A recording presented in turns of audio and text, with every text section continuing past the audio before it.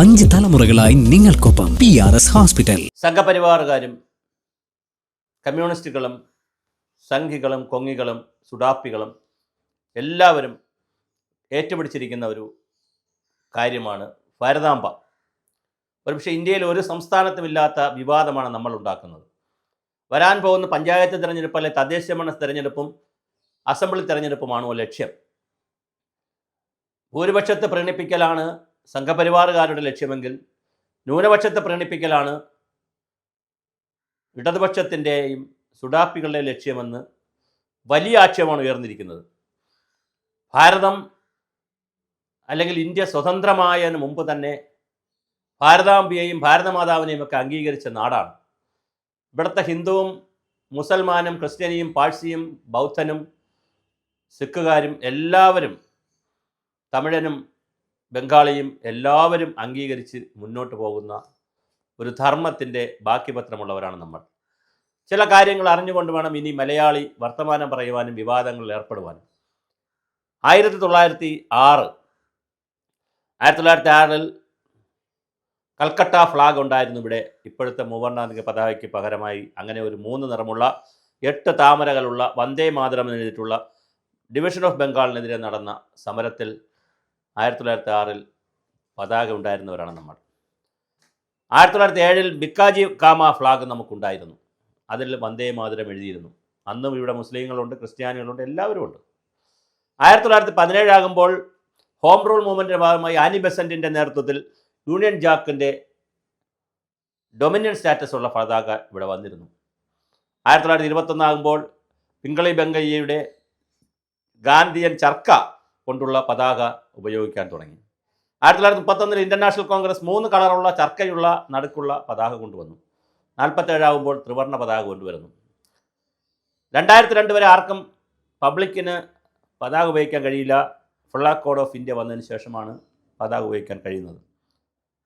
അതിനുശേഷം RSSൻ്റെ ജണ്ഡ്വാലയിലും ഡൽഹിയിലെ ജണ്ഡ്വാലയിലും നാഗ്പൂരിലുമൊക്കെ ഇന്ത്യൻ പതാക ഉയർത്തുന്നുണ്ട്.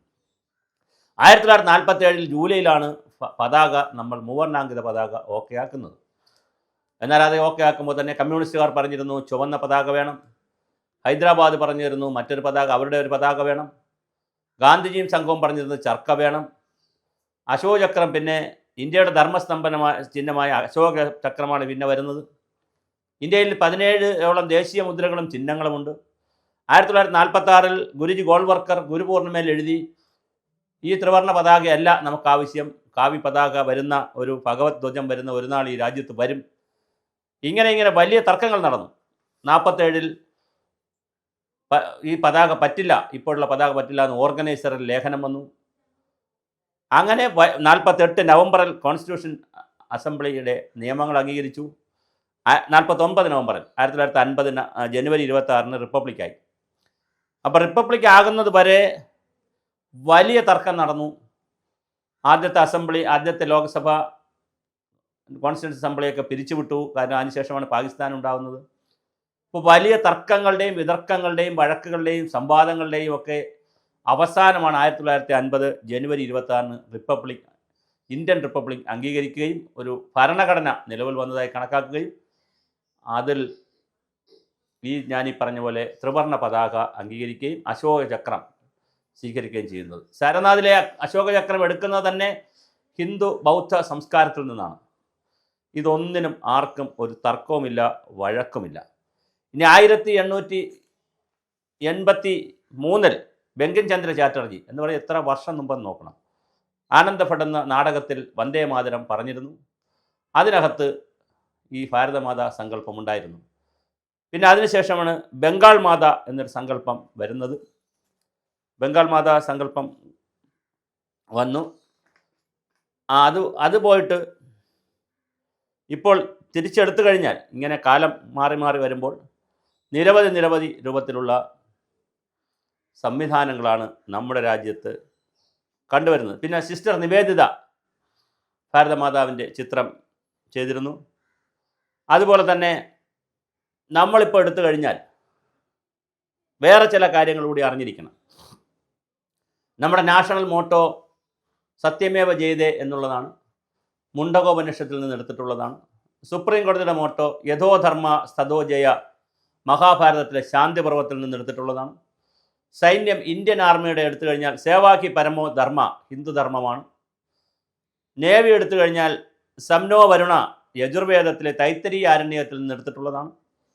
നവവൃശ്യം സ്തംഭം എയർഫോഴ്സിൻ്റെ മോട്ടോ എടുത്തു കഴിഞ്ഞാൽ ഭഗവത്ഗീത എന്ന് എടുത്തിട്ടുള്ളതാണ്. ടച്ച് ദ സ്കൈ, ആകാശത്തോളം വളരുക എന്നുള്ള അർത്ഥത്തിൽ ഗ്ലോറി ഓഫ് ദ നേഷൻ എന്നൊക്കെ പറയുന്ന സങ്കല്പത്തിലുള്ളതാണ്.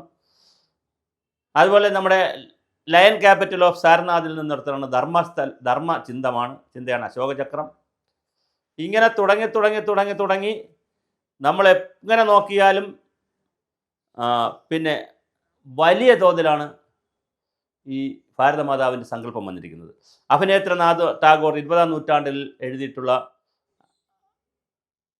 ഒരു പടം വരച്ചിട്ടുള്ളൊരു പടം, 4 കൈകളുള്ള ചിത്രം, അതായത് അറിവും ശക്തിയും ഭക്തിയും എല്ലാം ചേർന്ന 4 കൈകളുള്ളൊരു ചിത്രവും വന്നിട്ടുണ്ട്. കാവി എന്ന് പറയുന്നത് RSSൻ്റെയോ അല്ലെങ്കിൽ BJPയുടെയോ ആരുടേതുമല്ല. കാവി എന്ന് പറയുന്നത് മഹാഭാരത യുദ്ധം മുതൽ പഴയ രാജാക്കന്മാരുടെ ഏത് കാലമെടുത്താലും ഇന്ത്യൻ സംസ്കൃതിയുടെ ഭാഗമായി മഞ്ഞക്കാവി, ചുവന്ന കാവി, വ്യത്യസ്ത തരത്തിലുള്ള കാവികൾ ഋഷീശ്വരന്മാരുടെ കാലം മുതൽ ഉപയോഗിച്ചിരിക്കുന്നതാണ്. ഇതെപ്പോഴാണ് രാഷ്ട്രീയമായുധമാകുന്നത്? ഇന്ത്യയുടെ ധർമ്മത്തിൽ സനാതനധർമ്മം വളരെ കൃത്യമായി ചേർത്തിട്ടുള്ളതാണ് ഇന്ത്യൻ ഭരണഘടന. ഇന്ത്യൻ ഭരണഘടനയിൽ രാമൻ്റെയും സീതയുടെയും ലക്ഷ്മണൻ്റെയും ചിത്രമുണ്ട്, നടരാജ ചിത്രമുണ്ട്, ഒരിടത്ത് ടിപ്പു സുൽത്താൻ്റെയും അക്ബറിൻ്റെയും ചിത്രമുണ്ട്. അങ്ങനെ വളരെ വളരെ വലിയ തോതിൽ ഇന്ത്യയുടെ നാനാത്വമൊക്കെ അംഗീകരിച്ചുകൊണ്ട്, എന്നാൽ ഹൈന്ദവ സംവിധാനങ്ങൾക്കും ഹൈന്ദവ ചിന്തകൾക്കും ഹിന്ദുധർമ്മത്തിനും വലിയ മുൻതൂക്കം കൊടുത്തുകൊണ്ടുള്ള ഒരു സംവിധാനമാണ് ഉണ്ടായിരിക്കുന്നത്. ചില ചോദ്യങ്ങൾക്ക് ഉത്തരം പറഞ്ഞുകൊണ്ട് നമുക്ക് ഈ ചർച്ച അവസാനിപ്പിക്കാം. നാളെ കമ്മ്യൂണിസ്റ്റ് പാർട്ടി മൊത്തത്തിൽ അധികാരത്തിൽ വന്നാൽ, അപ്രമാദിത്വത്തോടു കൂടി ഒരു അധികാരത്തിൽ വന്നാൽ, വളരെ വലിയ ഒരു അപ്രമാദിത്വത്തോടെ അധികാരത്തിൽ വന്നാൽ ഇന്ത്യൻ ഭരണഘടന കാണുമോ? കൊടി ചുവപ്പാക്കില്ലേ? നാളെ വലിയ അപ്രമാദിത്വത്തോടു കൂടി BJP ഒറ്റയ്ക്കൊക്കെ അധികാരത്തിൽ വന്ന് വലിയ അപ്രമാദിത്വം തുടർച്ചയായി വന്നാൽ കാവിക്കൊടി ഭാരതത്തിൻ്റെ ഇതാക്കുമോ? കോൺഗ്രസ് ഇനി അധികാരത്തിൽ വന്നാൽ ഈ കൊടി തന്നെ തുടരുമോ? ഇതൊരു വലിയ ചോദ്യമാണ്. എല്ലാ രാജ്യത്തും അതാത് രാജ്യങ്ങളിൽ ഭൂരിപക്ഷമുള്ളവരുടെ ചിഹ്നങ്ങളും അടയാളങ്ങളും കൊടിയുമൊക്കെ കൊണ്ടുവരാൻ എല്ലാവരും ശ്രമിക്കും. RSSും സംഘപരിവാറും ആഗ്രഹിക്കുന്നത് തീർച്ചയായിട്ടും കാവി കളറിലുള്ള പതാക തന്നെ ആയിരിക്കും. കമ്മ്യൂണിസ്റ്റുകാർ ആഗ്രഹിക്കുന്നത് ചുവന്ന പതാകയായിരിക്കും. കോൺഗ്രസ്സുകാർ ആഗ്രഹിക്കുന്നത് ഈ ഇപ്പോഴുള്ള ത്രിവർണ്ണ പതാക, കാരണം അവരുടെയും പതാക ത്രിവർണ്ണ പതാകയാണ്. എന്തായാലും ഈ പതാക വിവാദം ഇവിടെ നിൽക്കുമ്പോൾ തന്നെ ഇന്ത്യയിലെ വലിയ തോതിൽ ഇന്ത്യയിൽ ഈ പറയുന്ന ഹിന്ദു ആചാരങ്ങളും അല്ലെങ്കിൽ സനാതനധർമ്മവുമായി ബന്ധപ്പെട്ട് ഇഴചേർന്ന് കിടക്കുന്ന ഒരു സംസ്കൃതിയുടെ ഭാഗമാണ്. 70% ആളുകൾ അല്ലെങ്കിൽ 60-70% ആളുകൾ ഹിന്ദു വിശ്വാസികളായതുകൊണ്ടും ആ ധർമ്മത്തിൽ വിശ്വസിക്കുന്നവരുകൊണ്ടും അങ്ങനെ തന്നെയാണ് നമ്മൾ മുന്നോട്ട് പോകുന്നത്. കലയെടുത്താലും ഭാഷയെടുത്താലും എന്തെടുത്താലും അവിടെ ഒരു മുൻതൂക്കം ഹിന്ദുവിന് ഉണ്ട്, അല്ലെങ്കിൽ ഹിന്ദു സംസ്കൃതിക്കുണ്ട്. ഇത് മനസ്സിലാക്കിക്കൊണ്ട് ഇവിടെ മുസ്ലിംസും ക്രിസ്ത്യാനികളും മറ്റെല്ലാവരും ഏകോദര സഹോദരന്മാരെ പോലെ കഴിയുകയാണ്. അവരുടെ ഇടയിൽ കുത്തിത്തിരിപ്പുണ്ടാക്കി, ഭിന്നിപ്പുണ്ടാക്കി, ആവശ്യമില്ലാത്ത വർഗീയത കുത്തിവെച്ച് ന്യൂനപക്ഷ ഭൂരിപക്ഷ പ്രീണനം കൊണ്ടുവന്നാൽ, അല്ലെങ്കിൽ അതിന് ശ്രമിച്ചാൽ 4 വോട്ട് നിങ്ങൾക്ക് കിട്ടുമായിരിക്കും. പക്ഷെ അതിനപ്പുറം ഒരു രാജ്യമെന്നുള്ള നിലയിൽ ഒന്നും ചെയ്യാനില്ല. അടിയന്തരാവസ്ഥയുടെ 75-ൽ അടിയന്തരാവസ്ഥ വന്നയുടെ 50-ാം വർഷത്തിലാണ് നമ്മൾ നിൽക്കുന്നത്. ഒന്നും സംഭവിക്കില്ല. ജനങ്ങൾ ജനാധിപത്യത്തിൻ്റെ ശക്തിയാണ്. അവർ ഇതെല്ലാം തിരിച്ചറിയുന്നുണ്ട്. ബഹളമുണ്ടാക്കുന്നവർ വെറുതെ ബഹളമുണ്ടാക്കിക്കൊണ്ടിരിക്കുക. ജനങ്ങൾ അവരുടെ ജനാധിപത്യ വഴിയിൽ തന്നെ സഞ്ചരിച്ചു കൊണ്ടേയിരിക്കും.